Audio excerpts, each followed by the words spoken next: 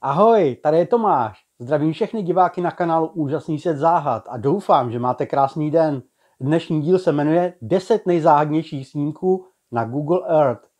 Tak doufám, že se vám to bude líbit. Je to druhý díl.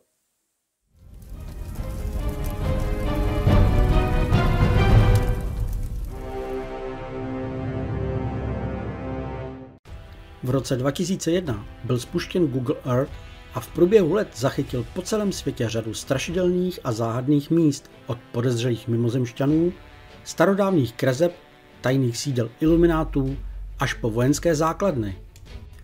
Díky satelitním snímkům mapujícím zeměkouli byly vzdálené části světa zpřístupněny široké veřejnosti. Stále však existují oblasti, které zůstanou v tajnosti a byly aplikací Google Earth pokryty černou barvou nebo záměrně rozmazány. Mnoho uživatelů používá tento nástroj ve snaze odhalit záhady světa a prozkoumat svět. Můžete si zde prohlédnout místo vaší příští dovolené, anebo provedete malou špionáž, co se děje na zahradě vašich sousedů. Trojúhelník v Nevadské poušti. Ve světoznámé poušti v Nevadě odhalili uživatelé Google Earth znak, který si mnozí spojují s mimozemskou civilizací. Obrázek ukazuje podivnou trojúhelníkovou strukturu s kruhy uvnitř, která evidentně nevznikla v přírodě sama náhodou a není v souladu s okolím. Pomocí nástrojů pro mapování webu se dá zjistit, že trojúhelník měří na každé straně 1262 metrů. Nález pochází ze stejné oblasti jako notoricky známá oblast 51, o které se říká, že se zde testuje reverzní inženýrství mimozemských kosmických lodí a vyprávěl jsem o tom v minulém dílu. Jedná se pravděpodobně o cíl pro testování zbraní, avšak vzhledem k tomu, že na cíli nejsou viditelné krátery po zásahu bomb nebo raket, pak je zde ještě varianta, že se zde zkoušejí laserové nebo energetické zbraně. Kráter po výbuchu sopky na Velikonočním ostrově. Ranokau je 324 metrů vysoká vyhaslá sopka, tvořící jeho západní část Velikonočního ostrova v Tichém oceánu. Kráter má průměr 1600 metrů a hloubku cirka 200 metrů. Stěny kráteru chrání dno před účinky větrů, které vysušují většinu ostrova a vytvářejí zvláštní mikroklima. Ačkoliv dnes je kráter zcela neaktivní, začátkem 20. století fotil islandský návštěvník sloupy páry vycházející z kráteru. Kráter je tvořen čedičovou látkou a též obsidiánem, vyvřeným v pleistocénu se stářím mezi 150 až 210 tisíci let. Obr Atacama v poušti Peru. Tento obr je asi 1000 let starý a téměř 120 metrů dlouhý. V pouštích Chile a Peru je spousta obrovských glyfů vytvořených civilizacemi Inků a Tivanaků, které zde vznikly od roku 800 našeho letopočtu až do doby, kdy Španělé zničili staré civilizace v regionu. Podivný obraz na poušti, označovaný jako obr Atacama, lze vidět z velké výšky a vypadá jako nějaký zvláštní tvor, který má oči, ruce, nohy, něco jako čelenku a v ruce drží krátkou tyč. Atacama je považován za jeden z největších starověkých geoglyfů na světě a obklopuje ho asi 5000 dalších menších pouštních symbolů a kreseb ve tvaru ptáků a mystických vzorů. Obrovský trojúhelník v Arizoně. V arizonské poušti se nachází velký trojúhelník vtištěný do země. Při bližším pohledu se zdá, že jde o silnici připojenou k dálnici. Rovnostranný trojúhelník přesto nikam nevede, takže si mnozí myslí, že symbolizuje úplně něco jiného. Symboly trojúhelníků jsou často spojovány s ilumináty, stejně jako teorie, že tajně ovládají svět ze zákulisí. Symbol trojúhelníku se často také nazývá oko prozřetelnosti, představující vševědoucnost božího bdění. Přesto tento geometrický tvar je s největší pravděpodobností nepoužívanou leteckou základnou, která byla uzavřena na konci 50. let a od té doby zarostla stromy a živými ploty. Ochránce Badlands v Kanadě. Kanadský kopcovitý terén v Albertě vytváří něco, co vypadá jako indiánská tvář z boku a je krásně viditelná při pohledu ze vzduchu nebo při prohlížení satelitních snímků v mapách Google. Tato formace podle geologů je zcela přirozená bez lidského zásahu a je to vlastně údolí erodované do hlíny. Útvar byl pojmenován jako tvář ochránce Badlands. Někteří říkají, že tato hlava vypadá, že nosí sluchátka, avšak je to jen silnice a ropný vrt. Takže ochránce evidentně není imunní vůči průzkumným vrtům. Beringerův kráter Winslow, Arizona.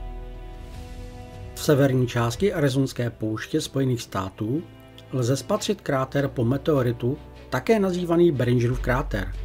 Ten je v soukromém vlastnictví rodiny Beringerů, která jej prohlašuje za nejlépe zachovaný kráter od meteoritu na Zemi.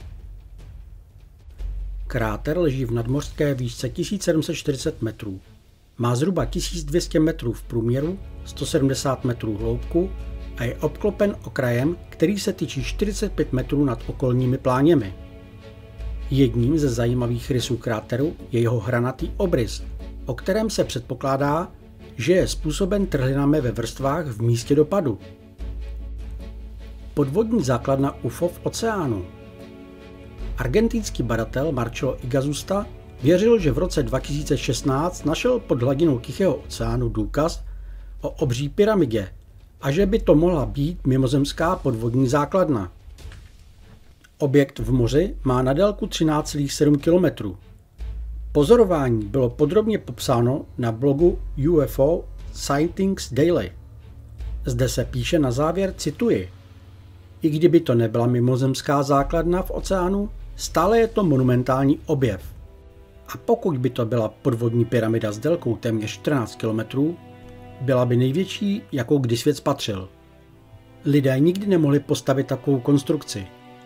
Pouze mimozemšťané mohli dosáhnout vytvoření takové masivní struktury. Konec citátu. Zda se ve skutečnosti jedná o podvodní mimozemskou základnu nebo pouze o přírodní útvar, není zatím známo. Rozhodnutí necháme na vás. Napište dolů komentáře, co si o tom myslíte. Hřbitov letadel Tucson, Arizona. Na tento hřbitov se ukládají četná letadla do důchodu již od druhé světové války a jedná se o jedno z největších skladovacích zařízení letadel na světě. Oblast byla vybrána kvůli nízké vlhkosti vzduchu, malým srážkám, tvrdé zásadité půdě a vysoké nadmořské výšce, která umožňuje přirozeně uloženým letadlům zakonzervování pro recyklaci nebo možné opětovné použití. Letadla z letectva, námořnictva, námořní pěchoty, pobřežní stráže, NASA a dalších vládních agentur jsou zde dále zpracovávány.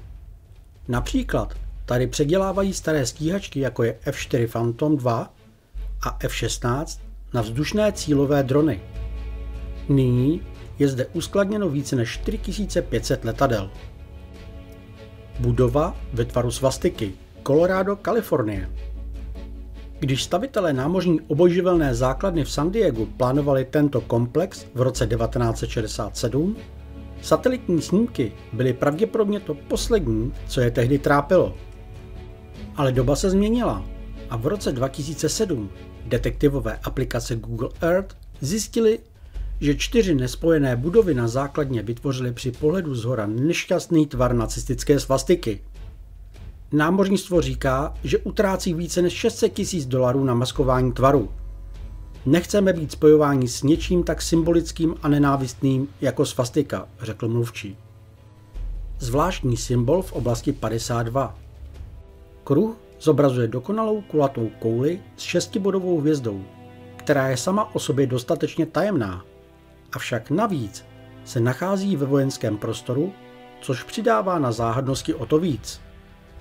Tento podivný tvar naleznete v oblasti 52 v Nevadské poušti, asi 100 km západně od oblasti 51, o které bylo minulé video. Mnoho lidí odhaduje a věří tomu, že jsou zde podzemní areály propojené rychlovlakem s oblastí 51. Místní televizní stanice v Las Vegas informovala o použití jaderného zařízení v této oblasti. Oblast 52 je ve vlastnictví amerického ministerstva energetiky a jedná se o vojenské zařízení s nejvyšším stupněm utajení. Kruhy jsou často považovány za vytvořené mimozemšťany a konspirační teoretici se domnívají, že tento kruh by mohl být s nimi spojen. Samozřejmě vláda ke kruhu nikoho nepustí a nechce se k tomu vyjadřovat. Doufám, že se vám video líbilo a pokud ano, tak ho prosím sdílejte se svými přáteli. Hodně tím podpoříte tento kanál a jeho růst a já vám moc děkuju za to. Každopádně se spolu uvidíme u dalšího pokračování. Jo, a nezapomeňte taky napsat do komentářů pod tím, co si o těchto snímcích myslíte. Ahoj!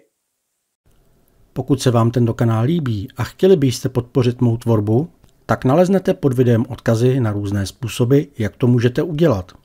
Nejlepší je stát se členem tohoto kanálu, což vám přináší i řadu výhod, včetně videí navíc pouze pro členy. A nezapomeňte také navštívit e-shop s merchem. Pokud se vám video líbilo, dejte mu like. Přihlaste se k odběru kanálu a zapněte zvoneček, abyste dostávali oznámení, když vyjde nové video.